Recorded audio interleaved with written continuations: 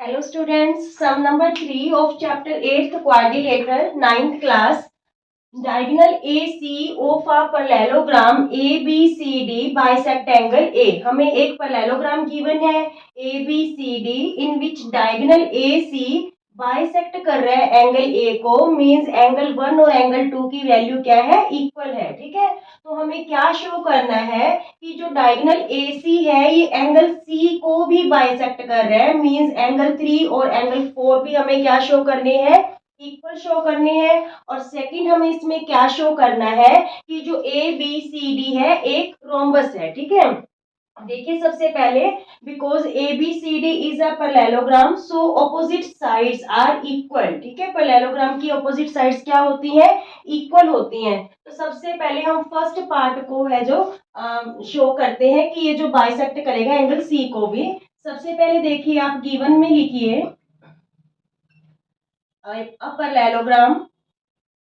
parallelogram ABCD and angle 1 किसके equal दे रखा है, एंगल 2 के। Why, because AC bisect angle A। ठीक है, टू प्रूव हमें क्या करना है, या टू शो कि जो इट बाइसेक्ट यानी AC, इट का मीन्स AC। ठीक है, AC bisects angle C also, कि ये एंगल A को तो कर ही रहा है बाइसेक्ट, एंगल C को भी बाइसेक्ट कर। सेकेंड हमें शो करना है कि ABCD इज अ रोम्बस।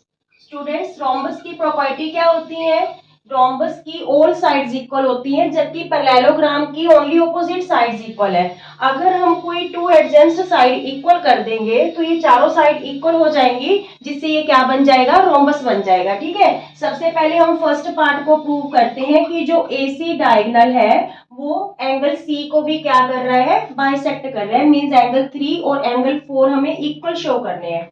देखिए angle 1 equal to angle 2 equal, ये ऑलरेडी हमारे पास गिवन है, एंगल 1 और एंगल 2 की वैल्यू इक्वल है। बट जो एंगल 1 है वो एंगल 4 के इक्वल है और जो एंगल 2 है वो एंगल 3 के इक्वल है। ये दोनों के दोनों अल्टरनेट इंटीरियर एंगल्स हैं। ठीक है, अल्टरनेट इंटीरियर एंगल्स।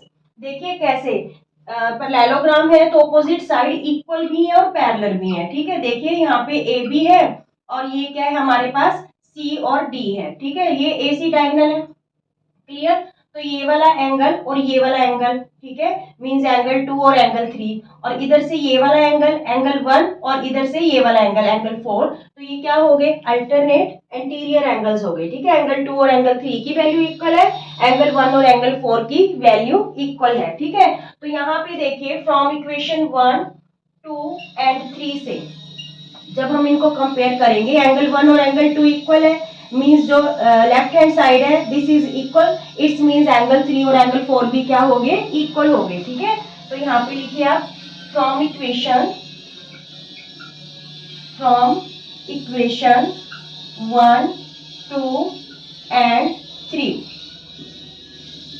ठीक है, देखिए एंगल 1 एंगल 2 की इक्वल था, means left hand side equal होगी तो राइट हैंड साइड भी क्या हो जाएगी, इक्वल हो जाएगी। एंगल 3 इक्वल टू एंगल क्या हो जाएगा, 4। ठीक है, सो AC bisects angle C also. Clear, बिल्कुल इजी सा है कि जो AC है वो एंगल C को भी बाइसेक्ट कर रहा है। क्यों, क्योंकि हमारे पास जो एंगल 3 और एंगल 4 है वो इक्वल आ गए हैं। नाउ अब हमें क्या शो करना है कि जो ABCD है रोम्बस है। ठीक है, सेकंड पार्ट के लिए देखिए सबसे पहले तो जो ऑपोजिट साइड है already equal, because it is a parallelogram. ABCD के इक्वल है एंड AD किसके इक्वल है, हमारे पास BC के, opposite sides of parallelogram. Clear यहाँ तक।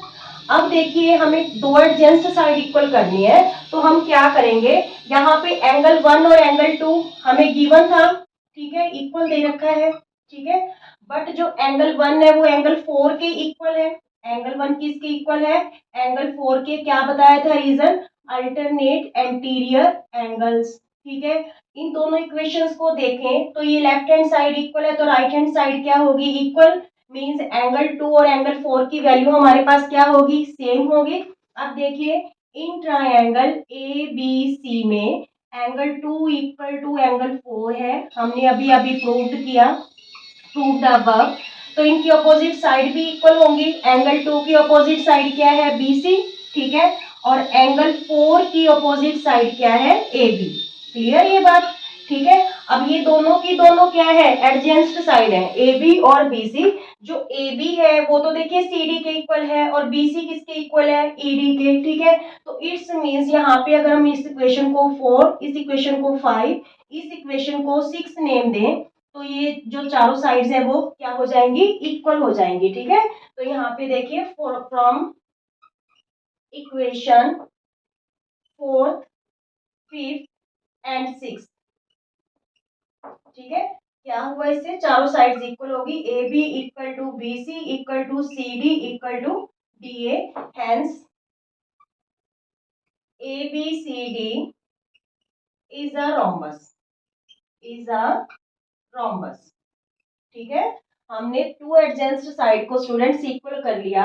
तो ये वाली साइड इसकी इक्वल थी, पर ये साइड इसकी भी इक्वल है, तो मींस ये साइड आपस में इक्वल, और ये साइड इसकी इक्वल थी, तो चारों साइड इक्वल होगी, और ये क्या प्रूव हो गया, रोम्बस प्रूव हो गया। क्लियर, बिल्कुल इजी सा क्वेश्चन है, बट प्रैक्टिस जरूर करनी है। ओके।